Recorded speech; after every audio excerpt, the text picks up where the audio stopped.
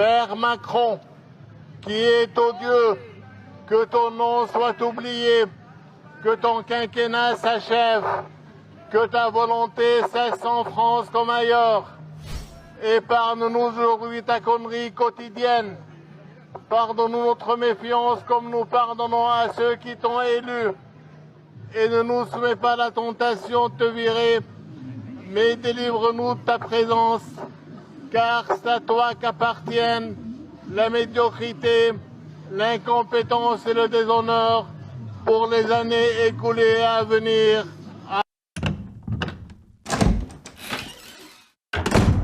Je suis né en 1938. Alors, nous avons été bombardés à 98%, ma ville, au Havre. J'ai subi les incendies, les Allemands, je les ai subis, j'ai été blessé derrière l'oreille, un éclat d'obus.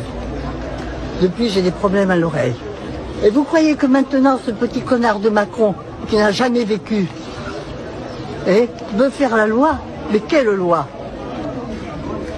Madame, j'ai une question à vous poser. Oui. J'ai une question à vous poser, excusez-moi. Allez-y. Est-ce que vous voyez des similitudes, vous, entre ce qui se passe maintenant et avec l'époque de l'occupation en termes... Ah non. L'occupation, on avait le droit de sortir. Quand il y avait des alertes, il fallait sortir avec le masque à gaz. J'avais 7 ans à l'époque. Je m'en souviens comme aujourd'hui, comme si c'était hier. Peut-être mieux. Jamais on a eu un gouvernement comme on a à l'heure actuelle. Le grand Charles de Gaulle, il doit bondir dans sa tombe. Moi, je suis révoltée. Est-ce que vous accepteriez que je fasse un film sur vous? Ah mais oui, comme vous voulez, j'ai pas honte. Je suis responsable de ce que je dis. D'ailleurs, j'ai 82 ans et les autres, je les emmerde.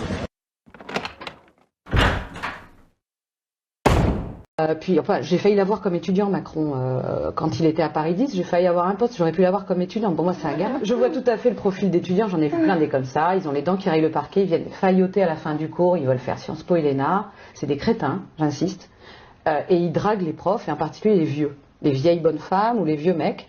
Et donc, c'est un dragueur, il drague tout le monde. Donc, Macron, c'est juste une des dernières figures les plus dégénérées de ce nouveau libéralisme autoritaire, comme Ursula von der Leyen, qui est une figure totalement dégénérée, totalement corrompue, de ce nouveau libéralisme autoritaire. C'est d'ailleurs sa grande copine.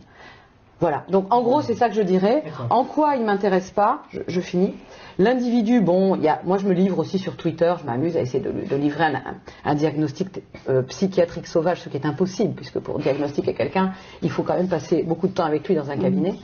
Mais en gros, bon, tout le monde s'accorde pour dire qu'il a des problèmes de psychopathie. Hein, voilà, psychopathe, ça veut dire des difficultés à éprouver ce que ressentent les autres, hein, donc voilà, des difficultés sociales.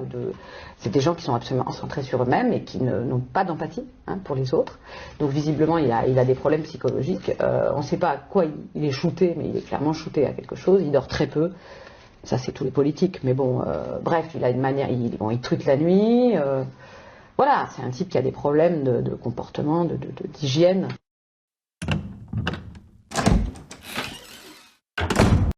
Thank you so much. So first of all, we have possibility now to buy weapons from the United States. We are thankful for this program and this opportunity. We are thankful for Europe. They pay for this, and through NATO.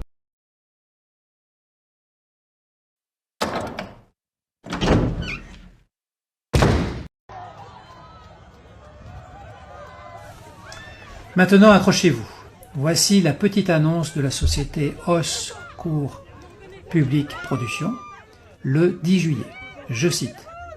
Pour garnir les Champs-Élysées le 14 juillet, nous recherchons 500 figurants pour garantir une foule en liesse pour la descente du président.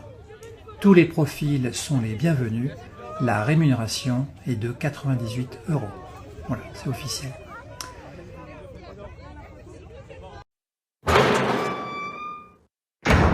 Pour moi, le président Macron n'est plus légitime. Le président Macron est un imposteur parce que il ne représente plus le peuple français qu'il n'aime pas. Souvenez-vous, il a dit « j'ai appris à aimer les Français ». Et quand j'entends Madame Macron dire les Français ne le méritent pas », je considère qu'il y a énormément d'arrogance dans cette remarque. alors que la France est dans une situation très difficile, économiquement, politiquement, et qu'elle subit en plus une fracture sociale. Souvenez-vous du référendum de 69, lorsque mon grand-père a dit « Si jamais je devais être désavoué par une majorité d'entre vous, je cesserais aussitôt d'exercer mes fonctions ». C'est d'ailleurs un aspect que le président Macron a rappelé au cours de son premier quinquennat, en faisant comprendre que s'il n'avait plus la majorité, à ce moment-là, son rôle ne pourrait plus s'exercer, que donc il fallait en tirer les conséquences. Mais il ne le fait pas. Il ne le fait pas et il plonge le pays en profond désarroi.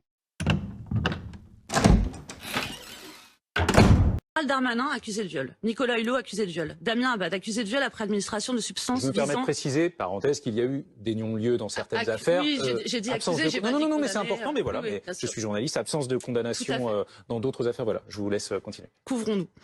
Benoît Simion accusé et condamné pour violence conjugale, Stéphane Trompi accusé d'harcèlement sexuel, Yannick Horry signale à la justice pour agression sexuelle sur une élue, Gilles Legendre, ancien président du groupe majoritaire, signale à la justice pour agression sexuelle, Olivier Duhamel, proche de Macron, présent à la rotonde le soir de la victoire et accusé de viol, non condamné pour fait prescrit. Chrysoula Zakharopoulou, accusé de viol. Pierre Cabaret, accusé d'harcèlement moral, d'harcèlement sexuel et d'agression sexuelle. Joël Guerriot, Horizon, on peut considérer que ça fait partie de l'univers de la Macronie.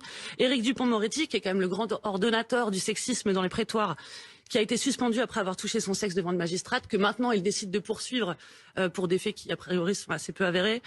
Dominique Boutonnat, grand donateur de Macron, président du CNC, accusé de viol. Pour vous, c'est quelque chose qui se limite Attendez, je sais que c'est douloureux. Un bord politique, non, mais c'est important. Je sais que c'est douloureux. Marc Guillaume, accusé d'harcèlement sexuel. Laurent Bigorgne, proche d'Emmanuel Macron, condamné pour avoir tenté d'agresser une collaboratrice après administration de substances chimiques. Cette collaboratrice était en direct avec nous hier soir, à témoigner. Qu'est-ce que vous voulez démontrer parce que... Bah, pas mal, non? C'est français. You serious?